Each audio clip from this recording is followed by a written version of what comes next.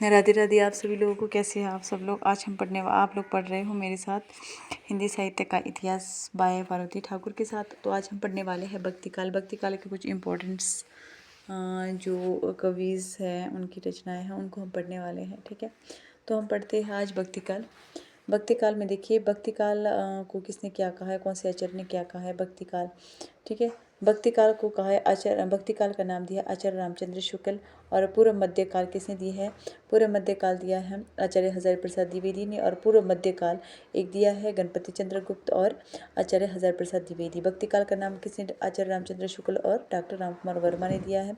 माध्यमिक काल दिया है मिश्र बंधु ने। ठीक है, वेरी इंपॉर्टेंट है, ये आपको याद रखना है। वन लाइनर क्वेश्चन में ये क्वेश्चंस बन सकते हैं। ठीक है, हिंदी साहित्य का भक्तिकाल का जो मध्यकाल, हिंदी साहित्य का भक्तिकाल मध्यकाल का प्रारंभिक भाग है। ठीक है, भक्तिकाल की सीमा रेखा है 14वीं सदी मध्य रेखा से 17वीं सदी के मध्य तक स्वीकृत है। इस कालखंड को भक्तिकाल नाम से आचार्य रामचंद्र शुक्ल ने दिया था भक्तिकाल नाम। ठीक है, कुछ विद्वान भक्तिकाल को पूर्व मध्यकाल नाम के अधिक उपयुक्त मानते हैं। ठीक है, लेकिन भक्तिकाल का नाम ही अब सर्वस्वीकृत और सर्वमान्य है। ठीक है, आचार्य रामचंद्र शुक्ल ने भक्तिकाल का जो समय माना है संवत 1375 संवत और 1700 भी माना है। यह सन यूँ कहिए कि 1318 से लेकर 1643 ईस्वी तक ये निर्धारित किया गया। आपसे ये संवत में क्वेश्चन पूछेगा 1375 और मतलब कि इसमें जो आंसर दिया होगा कि वो क्या करना है, कैसे करेंगे आप 1375। तो आप करेंगे कि संवत में दिया होगा उस सन में करने के लिए आप क्या है जो 57 वर्ष है उसको क्या करोगे, 57 वर्ष को इसको इसमें से क्या करोगे, सब्ट्रैक्ट करोगे। ठीक है, आचार्य रामचंद्र शुक्ल के अनुसार इस कालखंड में भक्ति काल की प्रधानता थी, इसीलिए प्रवृत्ति की दृष्टि से इसका भक्ति काल नाम उचित है। समान्य भक्ति काल का जो समय है क्या बोला मैंने, 14वीं सदी से 17वीं सदी तक। संवत को ईस्वी में करने के लिए आप लोग क्या करना है, संवत को ईस्वी में बदलने के लिए आप लोग क्या करोगे, 57 वर्ष इसको क्या है घटाया जाता है। ठीक है, ठीक है, भक्ति काव्य धारा के अंतर्गत हिंदी में कबीर, तुलसी, सूर्यदास और मीरा जैसी महान प्रतिभक्ति रचनाएं दी, उन्होंने क्या रचनाएं दी है। इन्हीं रचनाओं के कारण भक्ति युग तो ही हिंदी का साहित्य का स्वर्ण युग कहा जाता है। जॉर्ज ग्रेसन ने क्या दिया है, सर्वप्रथम भक्ति काल को हिंदी साहित्य का स्वर्ण किसने माना है, वेरी इंपॉर्टेंट है, जॉर्ज ग्रेसन ने भक्ति काल को हिंदी साहित्य का स्वर्ण युग कहा है। डॉक्टर नगेत्र ने अध्ययन की सुविधा की दृष्टि से 1350 से लेकर 1650 के मध्य तक भक्ति काल की समय सीमा स्वीकार की है। हिंदी में भक्ति काल की जो परंपरा है वो कौन सी, किसकी रचनाओं से प्रारंभ होता है, तो वेरी इंपॉर्टेंट है, किसकी रचनाओं से प्रारंभ होता है, ये रचना होता है नामदेव की रचनाओं से प्रारंभ होता है। देखिए इनकी जो कुछ इंपॉर्टेंट तथ्य है वो है, जे हाल मिसकी मगुन तागा फल दुआए नैना बतियाए। भक्ति का संबंध अमीर खुसरो का है, ये किसका है, जैन हस्की मिसकी जे हाले मिसकी सकून, तो ये है अमीर खुसरो, किसका है, ये गज़ल अमीर खुसरो का है। नेक्स्ट है नामदेव की, संत नामदेव की पंक्तियाँ इसमें इंक्लूड कर दी है। सफल जन्म मोको गुरु कीना, दुख निसारत सुख अनर मीना, ज्ञान दो मोको गुरु दीना, राम नाम बिन जीना। ठीक है, वेरी इंपॉर्टेंट है ये कथन। ठीक है, नेक्स्ट देखेंगे हम कबीर की पंक्तियाँ है, पूरब जन्म हम बहारन होते, ओछे करम ते हीना, हरि मोई पियो में हरि की बहुरिया, जाति न पूछो साधु की पूछ लीजियो ज्ञान, मोरी चुनरी पे परी लग्यो दाग पियो, बीगे चुनरिया प्रेम रस बूंदन। ठीक है, बीगे चुनरिया पर बूंदन, हमारे घर आए राजा राम बरतार, संतो आई ज्ञान की आंधी। ये किसकी इंपॉर्टेंस पंक्ति है, ये है कबीर की इंपॉर्टेंस पंक्ति है, ये आपको याद रखने हैं। अब देखेंगे संत नामदेव की कौन कौन सी है, वेरी इंपॉर्टेंस, मैंने इसमें से कोटेशन पंक्तियाँ रखी है, ये पेपर की दृष्टि से बहुत ही महत्वपूर्ण है। संत नामदेव की है, मन मेरी सुई तन तेरा ताका, खेचर जी के चरण पर नामा सी भी लागा, ज्ञानदेव मोको गुरु दीना, रूप नाम बिन जीवन हीना, किसे कहूँ पूजूँ दूजा नजर न आई, एके प्यार किसे पाऊँ दूजे प्यार बुधोए पाऊँ, जो वो देख तो हम भी देख, भक्त हो तुम्हारे हिना कुछ निपटे रूप दुए देर धरियो, शास्त्र न होता वेद न होता कर्म तो कहाँ से आया, पांडे तुम्हारे गायत्री लावे का खेत खाती थी, हिंदू पूजे देहरा नाम सवैया। ये किसके है, नामदेव के, वेरी इंपॉर्टेंट है, कौन कौन सी वेरी इंपॉर्टेंट है। एक ये है मन मेरा स्वीय तन तेरा, ये कहूँ किसी को दूसरा नजर ना आए, शास्त्र ना होता वेद ना होता। ठीक है, ये ऐसे लगता है जैसे कबीर की ही पंक्तियाँ हैं, लेकिन आपको याद रखना है कि ये किसकी पंक्तियाँ हैं, नामदेव की पंक्तियाँ हैं। वेरी इंपॉर्टेंट है ये। ठीक है, नेक्स्ट पढ़ते हैं हम। धनी धनी मेघा रमावली, धनी धनी कृष्ण ओढ़ी कावली। ठीक है, माई ना होती बाप ना होता, कर्म ना होता काया, जंत ना होता पानी पवन मिलाए, शास्त्र ना होता वेद ना होता कर्म कहाँ ते आए। ये किसकी पंक्तियाँ पढ़ रहे हैं हम, वेरी इंपॉर्टेंट है ये पढ़ रहे हैं हम नामदेव की पंक्तियाँ। पांडे तुम्हारे गाय थे लोधे का खेत खाती थी, हिंदू पूजे द्वारा मुसलमान मस्जिद नामों सिविया जहाँ देहरा ना मस्जिद। अब हम पढ़ेंगे वेरी इंपॉर्टेंट मलुकदास की पंक्तियाँ हैं।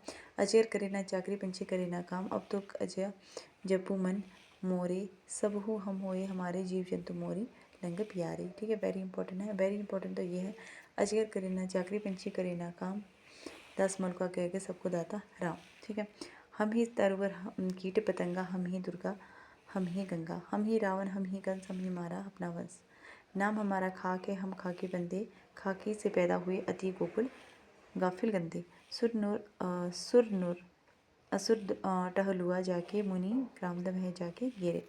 वेरी इंपॉर्टेंट है, आपने देखना है मलुकदास की जो इंपॉर्टेंट पंक्तियाँ हैं कौन कौन सी है। ठीक है, नेक्स्ट पढ़ते हैं हम सूफी हिंदी काव्य। सूफी हिंदी काव्य, सूफी हिंदी काव्य, एक मिनट, ये देखते हैं सूफी हिंदी काव्य। हिंदी साहित्य की निर्गुण काव्य धारा की दूसरी शाखा में प्रेमाख्यान काव्य कहा गया है। सूफी काव्य में प्रचलित कुछ और नाम हैं, जैसे प्रेम मार्ग शाखा, प्रेम आश्री शाखा, प्रेम आख्यान काव्य परंपरा, रोमांचित कथा भाव परंपरा। सूफी काव्य में प्रेम भावना भारतीय प्रेम से कुछ अलग है। यह स्वतंत्र प्रेम है जिसे अंग्रेज़ों में रोमांस कहा गया है। मुसलमान आक्रमण के साथ ही कुछ सूफी महात्मा भारत आए।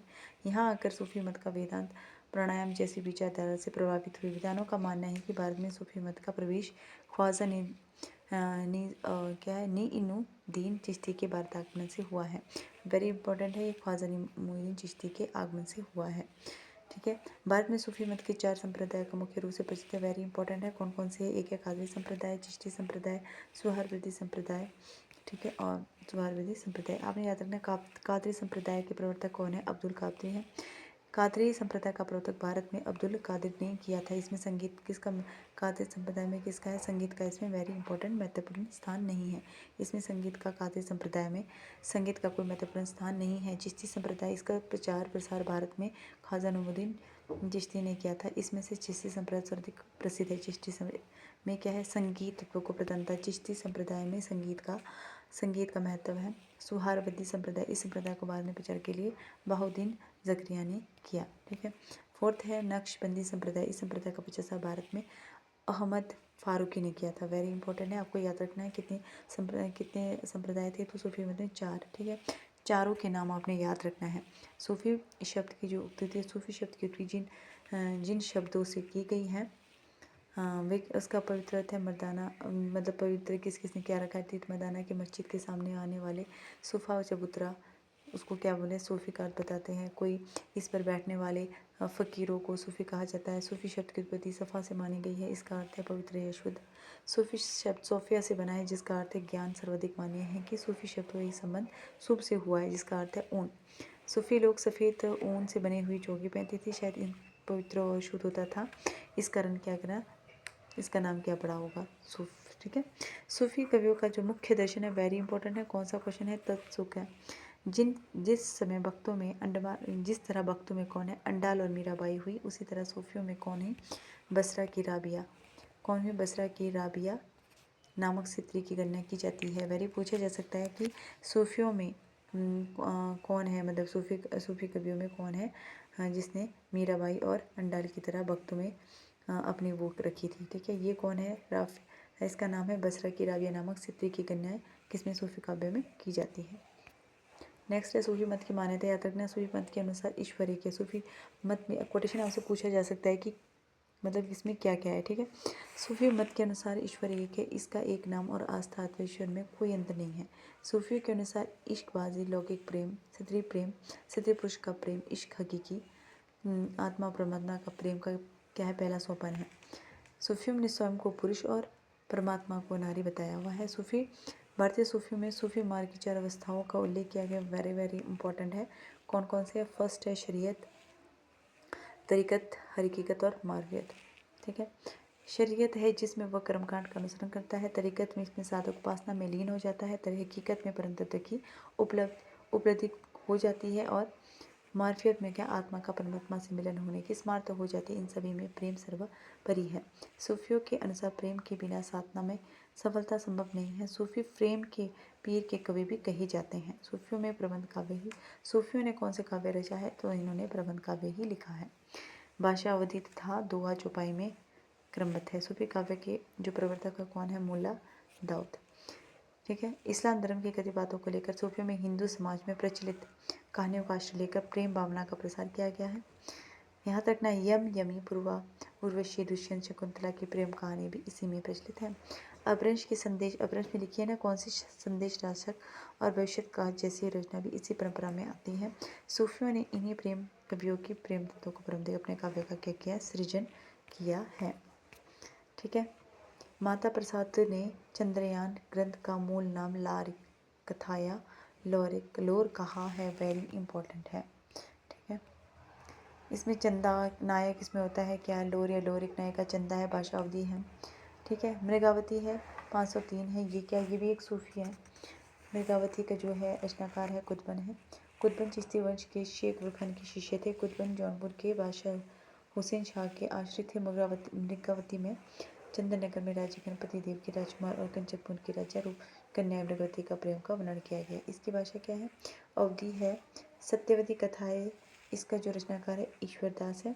और ये कब हुआ था? 1501 ईस्वी में। ठीक है। नायक कौन है? ऋतु पर्व राजकुमार है।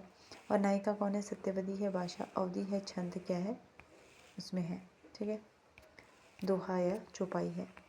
तो आज हमने पढ़ा है आदिकाल के कुछ महत्वपूर्ण ये पंक्तियाँ या फिर कुछ आदिकाल के जो सूफी काव्य में कौन कौन सी इनके अवस्थाएं हैं उनके बारे में पढ़ा है। नेक्स्ट हम कल देखेंगे कि भक्ति काल में और कौन कौन से आगे के लिए इनके भागों को किसने विस्तार से वर्णन किया है उनको देखेंगे। उसके बाद हम कुछ महत्वपूर्ण इसमें PYQ भी देखेंगे। ठीक है। तो आज तो की वीडियो में इतना ही। कल देखेंगे कि हम क्या क्या इसके आगे वर्णन कर सकते हैं। अगर वीडियो अच्छा लगा तो इसे लाइक करें, कमेंट करें एंड शेयर करें।